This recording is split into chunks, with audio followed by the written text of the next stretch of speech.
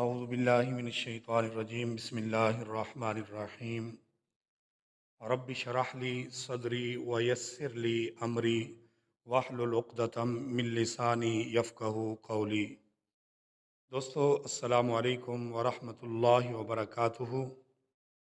آج ہم نئے سال کی ایک دعا سیکھتے ہیں۔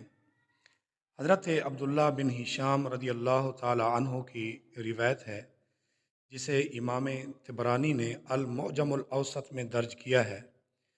اس میں ہے کہ اصحاب رسول صلی اللہ علیہ وآلہ وسلم کا معمول تھا کہ نئے سال یا مہینے کی آمد پر وہ ایک دوسرے کو یہ دعا سکھاتے تھے: اللہم ادخلہ علینا بالامن والایمان والسلامت والاسلام ورضوان من الرحمن وجواز من الشیطان۔